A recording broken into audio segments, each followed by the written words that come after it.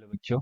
Let's start this question. So this question says, a body of mass 10 kg is taken from the equator to the pole of the Earth, where the calculate the change in its weight if the radius of the Earth is 6.38 into 10 to the power 6 meter.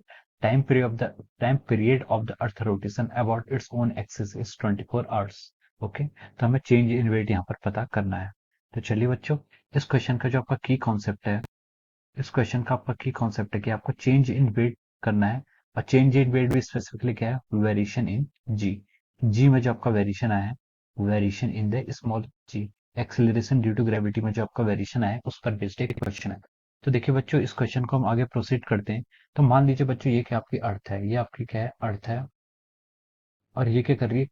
अपने axis के about क्या कर रही है? Rotate कर रही है with some angular velocity omega. Omega angular velocity से रोटेट कर रही है, ठीक है। तो देखिए, ये क्या है आपका? ये आपकी इसका इक्वेटर है।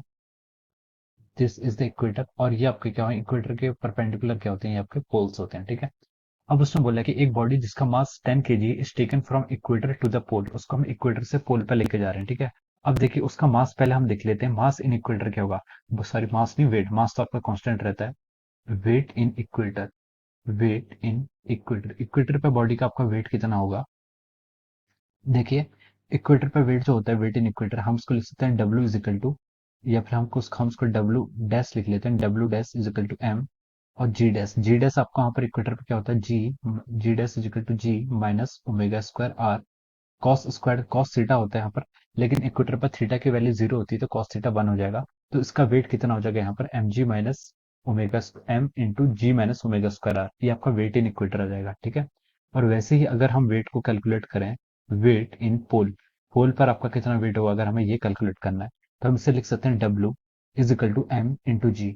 आपका जो पोल होता है, पोल पर आपका जी की वैल्यू क्या रहती है? सेम रहती है, ठीक है। क्योंकि पोल पर आपका थीटा की वैल्यू 90 हो जाती है। तो जी डैश जो आपका फार्मूला होता है, g dash is equal to g minus omega square R cos theta. तो पोल्स के लिए आपका जो थीटा होता है, ये थीटा आपका इक्वेटर से होता है। तो पोल पर ये थीटा की वैल्यू कितनी हो जाएगी? 90। तो जी डैश की वैल्यू कितनी आती है? जी के इक्वल ही आती है, ठीक है। तो पोल्स पर आपका जी कांस्टेंट रहता है, तो आपका एम जी हो गया। तो उसने पूछा है कि हमसे क्वेश्चन में, अगर हम ऑब्जेक्ट को इक्वेटर से पोल पर ले जा रहे हैं, तो calculate the change in its weight. हमें वहां पर चेंज इन वेट बताना है। इफ रेडियस आपको गिवन है, और टाइम पीरियड आपका अर्थ के रोटेशन का ये भी आपको गिवन है, ठीक है। तो देखिए, चेंज इन वेट कितना होगा आपका? तो अब देखिए, हम यहाँ से लिख सकते हैं जो आपका चेंज इन वेट होगा, change in weight, change in weight क्या होगा? देखिए, पोल पे हो जो वेट होगा कितना आपका? एम जी माइनस आपका जो इक्वेटर पे वेट है, वेट कितना होगा यहाँ पर? M g minus omega square r, ठीक है। ये आपका चेंज इन वेट यहाँ से हम ऐसे कैलकुलेट कर पाएंगे, ठीक है। इसको आप बड़े ब्रैकेट में रख लीजिए। अब इसको आप लिख लीजिए m g minus m g plus of ear m omega square r, ठीक है। अब यहाँ से आपका एम जी से एम जी कैंसिल हो जाएगा, क्या बचेगा आपका? एम ओमेगा स्क्वायर आर, ठीक है। ये आपका क्या आ गया? चेंज इन वेट क्या आएगा आपका? M omega square r. यहाँ से आपका इतना आ जाएगा।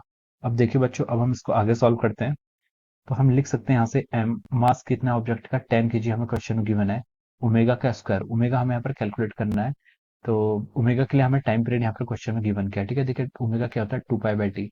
हम इसको लिख सकते हैं 2 पाई को 2 into 3.14 divide by T. Time period कितना होगा आपका? 24 घंटे।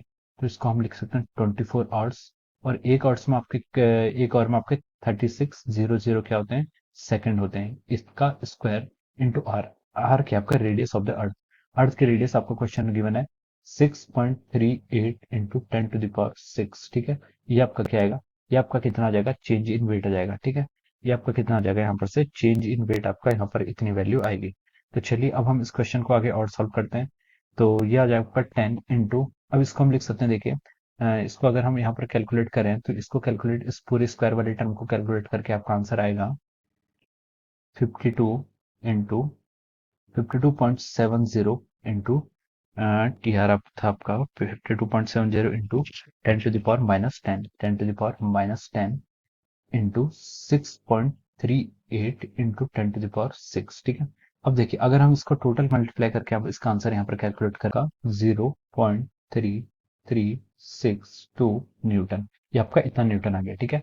तो देखिए, हमसे उसने क्वेश्चन में पूछा था कि a body of mass 10 kg को अगर हम इक्वेटर से पोल पर ले आते हैं, तो उसका कितना चेंज इन वेट आएगा।